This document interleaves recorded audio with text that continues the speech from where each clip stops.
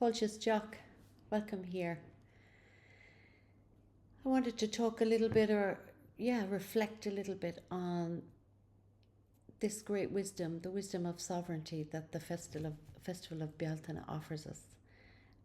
I feel it's just at this time when we're in this age of, weaponized narratives, and when information is being used and crafted to just polarize and persuade and divide us, and so we can be conquered or controlled, that what's really important is our sense of our own personal sovereignty. And at Bealtaine, the festival offers us that wisdom.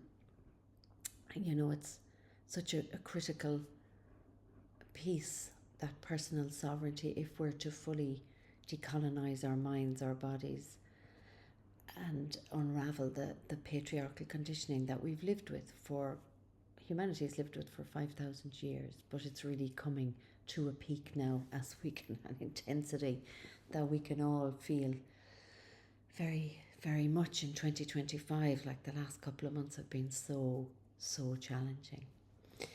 So I'll speak a little bit later about what I mean by sovereignty, because it's a word that can be it's a charged word, but yeah, I've been living a question around sovereignty for since I was 40, actually, so almost 20 years, and so I'll bring you what I've learned in my what I call the path of sovereignty that I've been on. But first, let's look at the Festival of Bealtaine and how it offers us the wisdom of sovereignty, so we can root it in the Celtic tradition, both that sovereignty and the sovereign centre, which are really strong and rich motifs in Celtic mythology and Celtic tradition. So, firstly, our ancestors, they lit the great fires of Bealtaine on the hill of Uisneach, which was considered the sacred centre of Ireland. It was like the stronghold of the Druids. And that's right at the centre of Ireland, where we also find the mystical fifth province, which we know from the Laura Gabola, which is the book of invasions. This fifth province was not physically a province, but rather it was a centre, a mythical centre, where the four provinces of Ireland is divided into four provinces: Connacht, Ulster, Leinster and Munster, and that the four provinces converged in unity and in harmony at the centre. And on Uisneach, on the hill of Uisneach, at the Catstone Al Miran, which is the stone of divisions, that's where this fifth province, where those four provinces gathered or converged at this centre. So Uisneach and Bealtaine, they're so connected into this sacred centre, because also when you work with the ritual directions or the cardinal directions, the direction of the centre, which is very important in the Celtic tradition, it holds the energy of sovereignty, of enlightened kingship, of bounty and prosperity. But certainly sovereignty is a very important piece. So in that way, Bealtaine, lighting the fire at the centre, the importance of the sovereign centre of the fifth province, of unity and harmony, this offers us a lot of resource and wisdom around sovereignty, which I'll explain a little later. So secondly, the festival of Bealtaine was often a time where the kings were inaugurated in the rite of the Banais Ríghe, which is the Irish for sacred marriage or sacred union. Well, it actually translates as king's marriage. So this was where the king married the goddess of sovereignty, Fleachas, and she represented the land. So the king married the land in the inauguration. And this is really beautiful and rich symbology in that. The king didn't have the full power in his own right.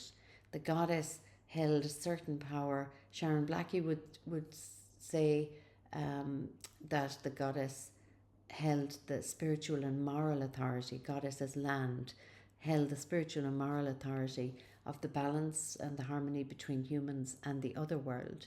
So the goddess bestows this power of sovereignty on the king. And as long as the king remained in right relationship with the land, with the feminine, with the goddess, his reign would be successful. He would have bountiful harvests, so that was the importance of that harmony and of being in right relationship. At this festival, that's the inaugurations were often part of the festival of Bealtaine. And then thirdly, we're at Bealtaine, which we will be at very soon. We encounter the hinge threshold when we leave Giamos, which is the dark half of the year of the cycle. So since Samhain, we've been in the dark half, which is when the feminine principle in nature has been dominant.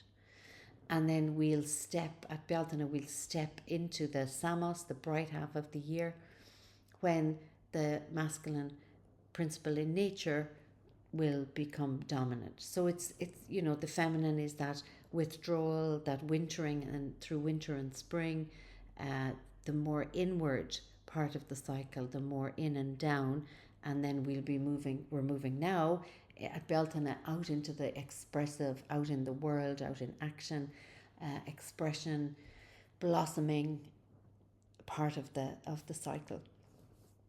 So this is the meeting of the feminine and the masculine, really, at the festival of Bealtaine, and to me that's really the core of what I call 21st century sovereignty is about. I feel like we're redefining.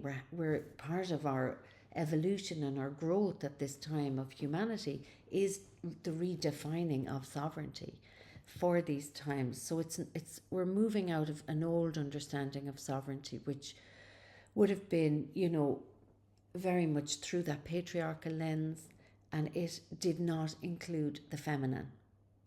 Whereas when the sovereignty that's really required, and we're all being shook up and being invited to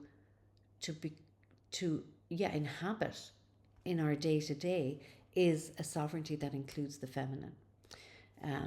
I've been on this path of sovereignty, as I say, for like 2 decades, since the Cailleach, the great dark feminine, and the dark goddess showed me that I just was not living in any way as a sovereign being. I didn't have myself. I didn't source my power from within. Everything was external, pretty much, which is what we're taught, which is what's rewarded, But since then, over those last 20 years, I held the question. I started to hold the question on my 40th birthday, like, what is it to live as a sovereign being in my own life? And now I see how important that question is in the world now, in this world when we can't rely on the logical mind. That's over now. We have to go and find our guidance from within, when we don't know where we can find the truth, when we don't know what is true and what's not true. Our sovereign center is what I feel is where we find true guidance. And personal sovereignty to me is the capacity to come back to this center, to come back where the feminine and the masculine, healthy, are in a kind of right relationship with each other, like the king and the goddess, the king and the land. So these cosmic forces of yin and yang, that they can dance within us in a healthy way, so that we work with both the intelligences that we have. They're both very important intelligence, the feminine intelligence and masculine intelligence. And the feminine has been pushed down, pushed away, banished, forbidden. And so now this coming into our sovereign center means we're bringing them back. We're healing the split within us, so we can heal the split and the fragmentation and the separation that we're seeing all over the planet.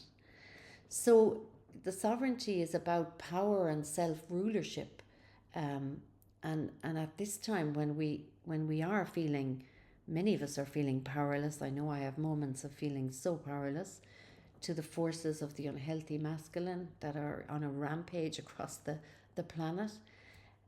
You know, it feels like this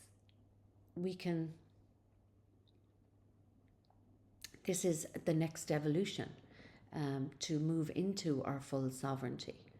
So, or what I call next stage sovereignty, or 21st century sovereignty, or the new sovereignty, which has been awoken in us, and it leads with the feminine. So it's that sense of, not that sense, that knowing, that deep knowing, I'm the highest authority in my life. I do not defer my power to anyone.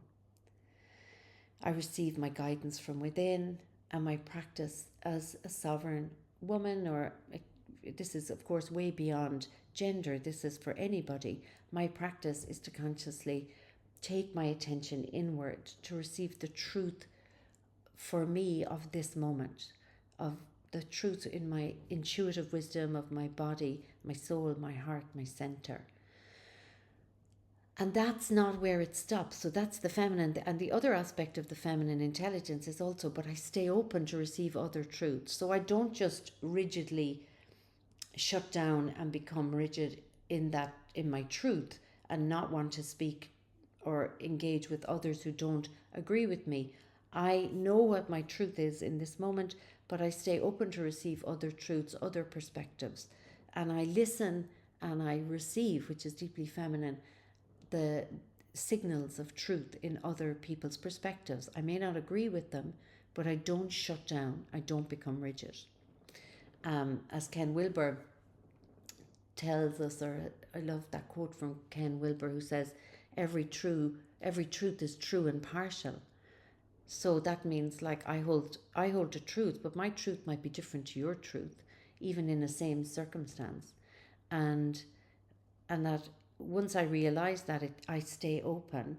It's not easy, because it means we have to be in the discomfort of complexity, of many truths. But the more I stay connected to my center as my reference, as the place where I will constantly come back to, then I know that I can move out in the world and be in the complexity of it.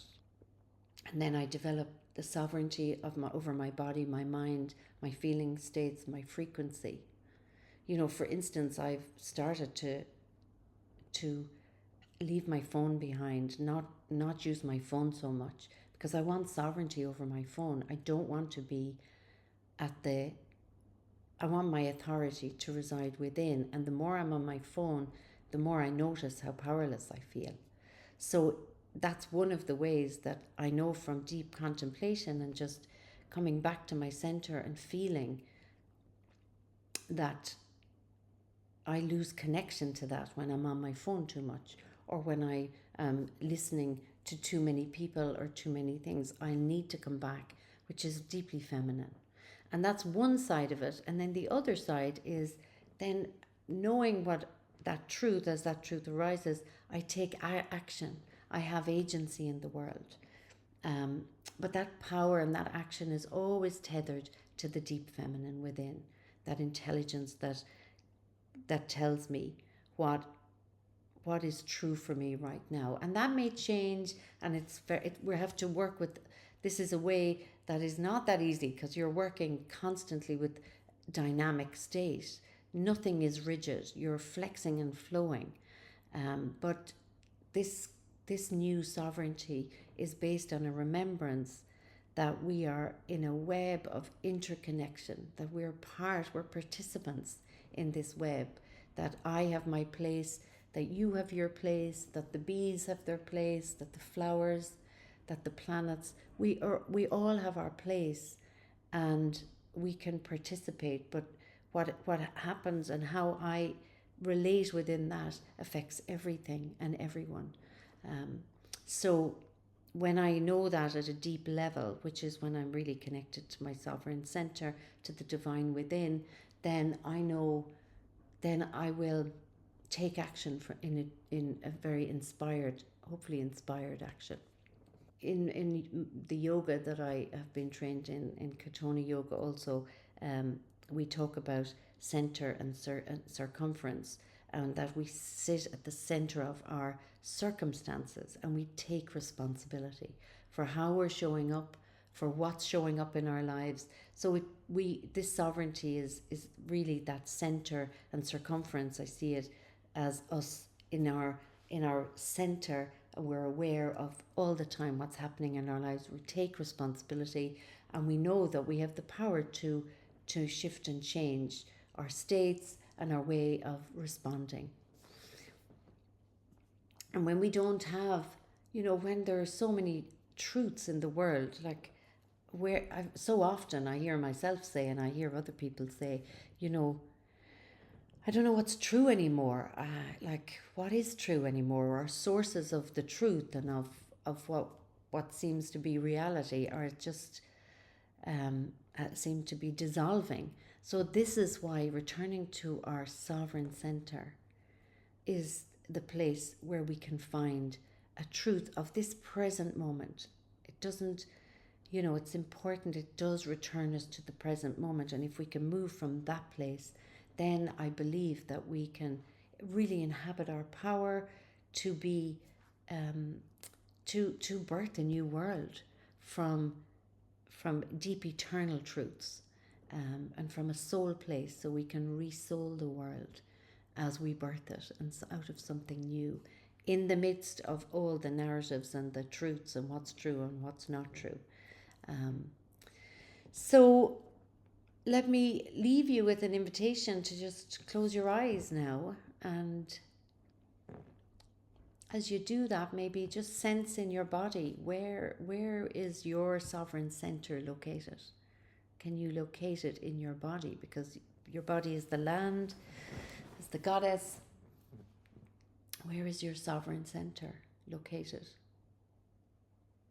When you come out of the noise and out of the bombardment of all that's going on, and the speed of all that's going on, and the change and uncertainty, can you identify, can you find and locate in your body your center of wisdom and power, that divine within? And as you do, just let my words, or the words you've been hearing, land with you, and see, do they resonate?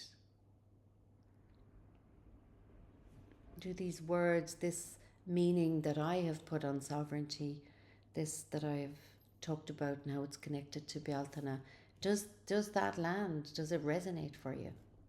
And if it does, great, continue it on the path. And if it doesn't, really trust that. Like, trust your own sovereignty and your own knowing. That's really important.